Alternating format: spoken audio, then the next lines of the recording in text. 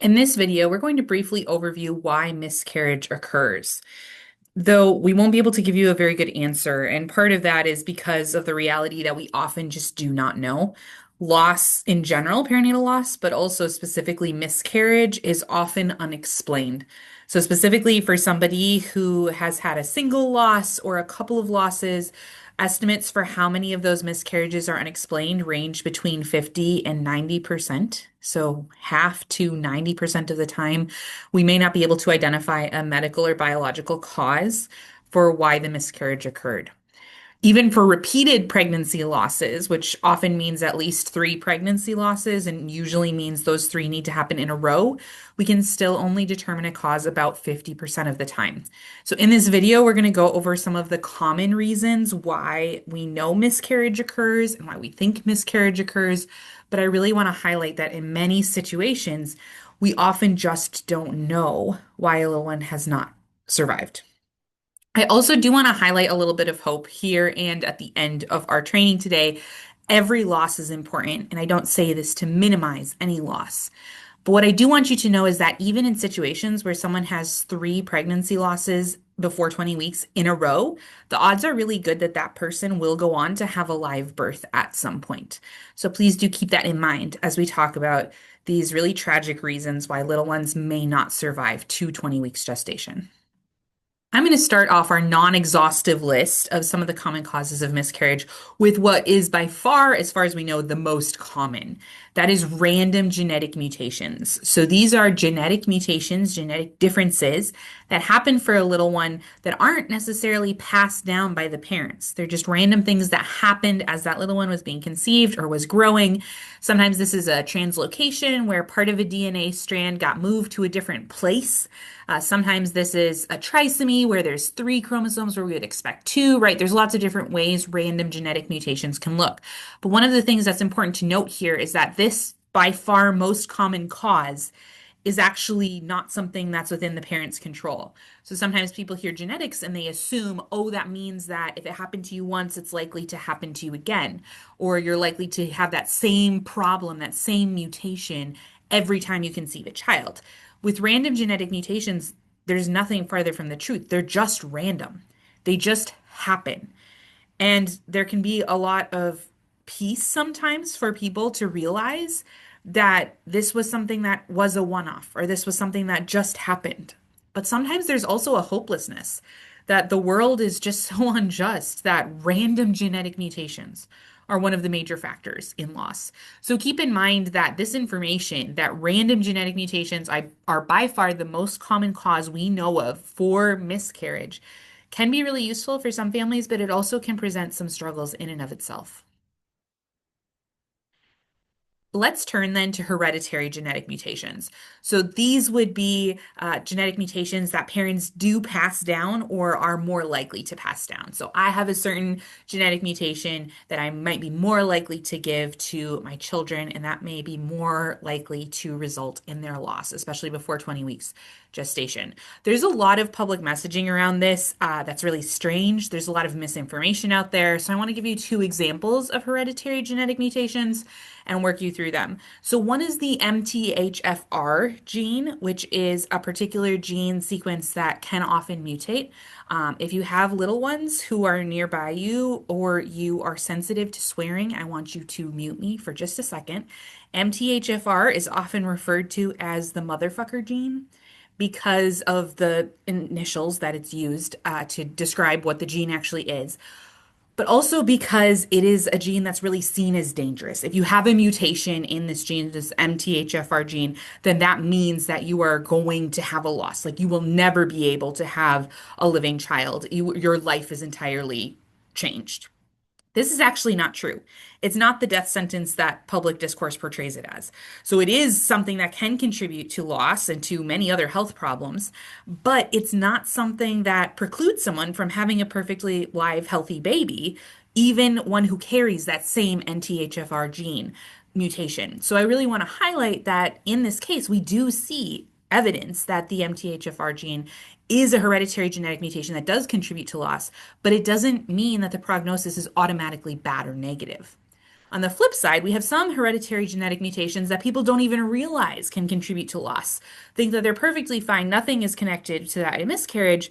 And that can also be really unhelpful misinformation that's out there that we and our clients could be facing.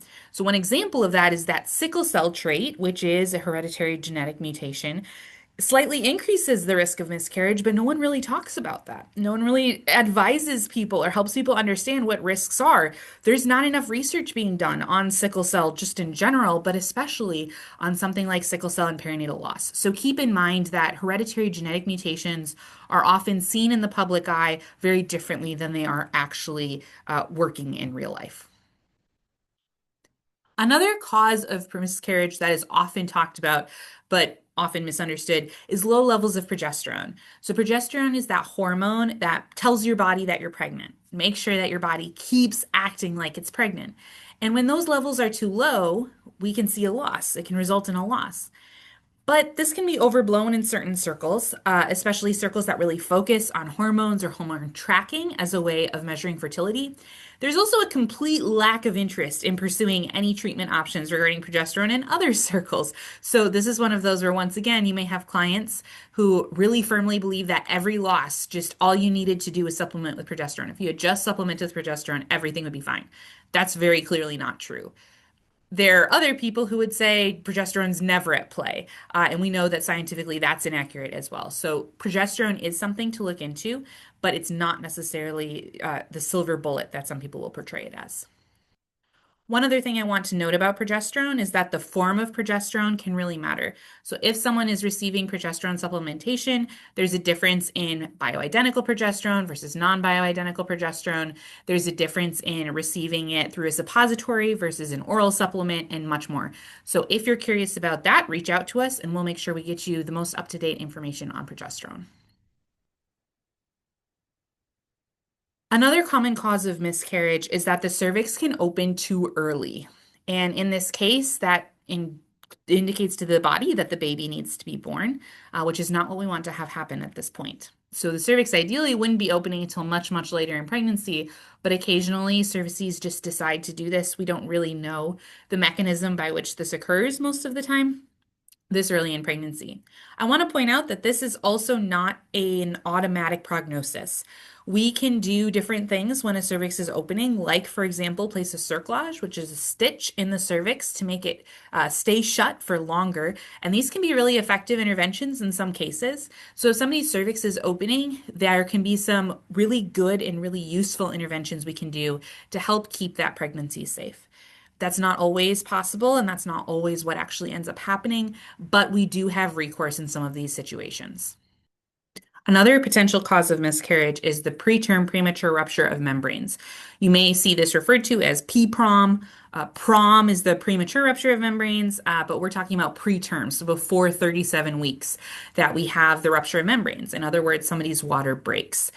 This is another scenario where we could potentially see a live birth. Sometimes this person is able to get the medical intervention and the bed rest that they need to stay pregnant for several more weeks until the little one can develop to the point of viability.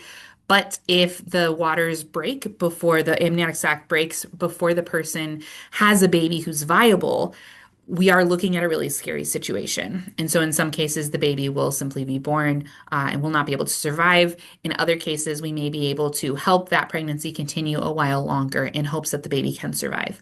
In those situations, though, we also have a very high risk of infection compared to somebody whose waters haven't broken. So, keep in mind that infection risk can go up as well. So, this is a scary situation no matter what, even though the prognoses can be different. Let's move from that into infections. So, infections are another potential cause of miscarriage.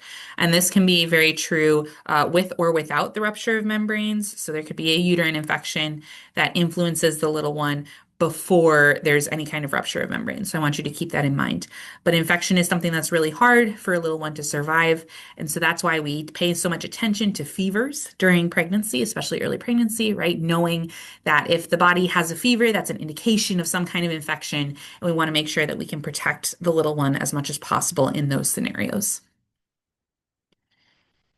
Another similar kind of case is diseases. So, examples of diseases that could impact a chance of miscarriage would be something like unmanaged diabetes or lupus.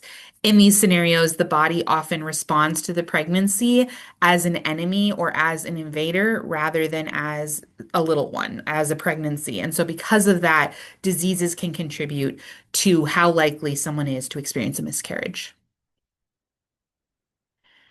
Nutrition and input are also two other common causes of miscarriage. So, malnutrition or starvation can result in an early loss. We also see that input like alcohol use or drug use can result in a loss as well. There are many other causes of miscarriage. These are just some of the more common ones, but I want to highlight one more that may not seem like it fits with the rest of the list, but is incredibly important for me to highlight. That is systemic problems in whose well-being matters. So we see that the wait times for people who show up at the ER pregnant with unexplained bleeding, for example, are different in the United States based on the color of their skin. We know that providers are more likely to listen to certain kinds of people in terms of socioeconomic class than others.